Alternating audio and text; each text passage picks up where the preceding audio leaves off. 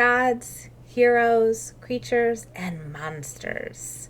Now, this is not an exhaustive study on everything in Greek mythology. We could probably teach a whole 5th grade year on Greek mythology and not cover everything.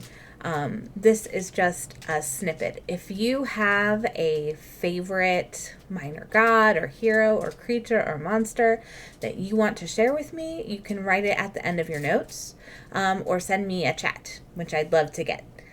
Or if you're in the classroom with me, we'll talk about this after the notes. But with no further ado, let's talk about this. So we're taking notes. So you're going to open your guided notes file to take your notes. You will type or write the words that are in blue in this PowerPoint into the blank underlined spaces in the notes document. If you're having trouble editing the file, normally you should be able to just click edit this document and then you can start to type in the Word file.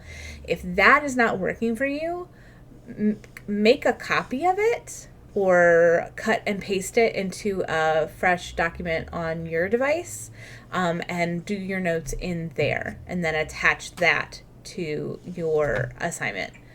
If you're still having problems, please send me a chat. Your other option is you can write out your notes on paper and upload a picture. But if you're writing it out on paper, you need to write more than just the blue words, because if you just look at the list of blue words, you're not going to have any context for the notes that you're writing, and it's not going to help you on any quizzes or do-nows or assignments. So you want to write down small phrases. Okay, first we're going to talk about Pan. Pan is the son of Hermes. He's the god of goat herders and shepherds. He was also very noisy and musical and happy. He was part goat with goat's horns and goat's hooves instead of feet. It might be possible that my husband will hand me some pan pipes to show you. He lived in the forest and in all wild places. Pan was always in love with someone, but he always got rejected because of his appearance. His instrument was a reed pipe or a pan pipe. So just like the picture, or just like this right here, a pan pipe is made of cylindrical reeds that are attached together, and you can be able to make a scale with it and then play music. I am not very good at this, I warn you, but my husband has his master's in audio engineering, and he had a class where they had to make their own instruments, so he made some panpipes using math to figure out what notes things would make. So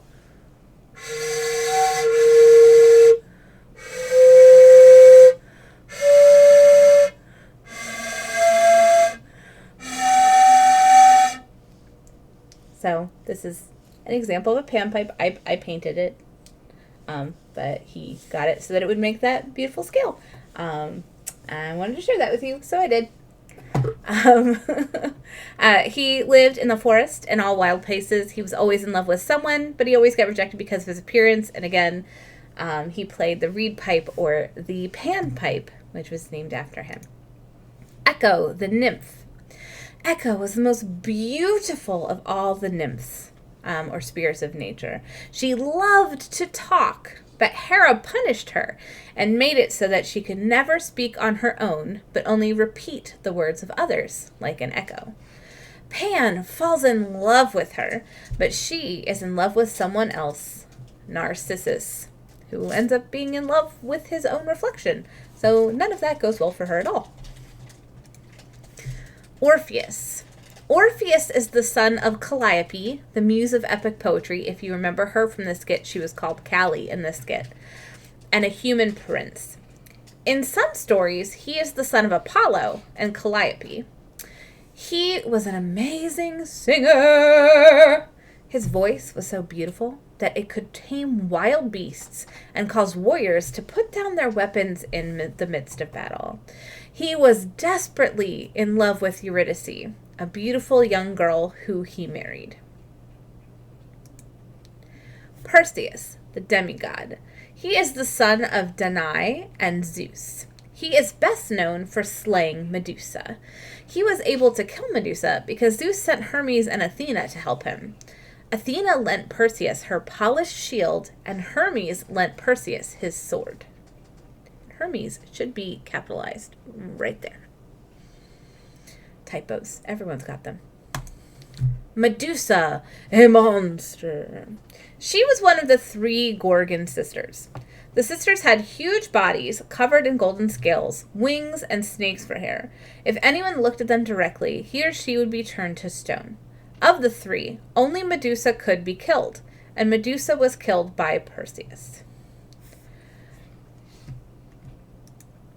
Bellerophon, a demigod. So Bellerophon is the son of Poseidon and Eurynome, a human. Bellerophon wanted Pegasus, the winged horse, more than anything else. He eventually managed to tame Pegasus with the help of Athena, who gave him a golden bridle. Is this different than any stories you may have heard before about Pegasus? I wonder. Disney. Pegasus. So Pegasus is the winged horse. And this is the horse that sprang out of Medusa's neck when Perseus cut her head off. Pegasus was not the only thing to jump out of Medusa's neck, but also had a twin Chrysaor. Pegasus was tamed by Bellerophon and eventually became the carrier of Zeus's thunderbolts. Now, this is just a beginning of these stories. Many times, this is just like a snippet to get you know who these people are, and some of them have many misattributed them, and for some of them, this is just the beginning. In the case of Medusa, there's something that happens before she becomes Medusa. The thing with myths and stories, though, is you'll find a million different variations and a million different versions, and it's not just modern people rethinking the myths and getting inspired to them, but it's also people from ancient times and how they wrote them and how they showed up in their plays and how they showed up in their literature. And so even historians will find differing accounts of what the stories are, because stories change over time. And if someone is trying to give you an example and wants to use a story, that'll change over time. It's a lot like when we were telling ghost stories with Broming class, and we ended up changing some of the tales of Mr. Snorgels into a ghost story. That's different from the Snorgels tales that we have as a school. We have a tendency to take characters and make them our own. So after this is done, if you need to go back and catch some notes or come back to here, that's fine.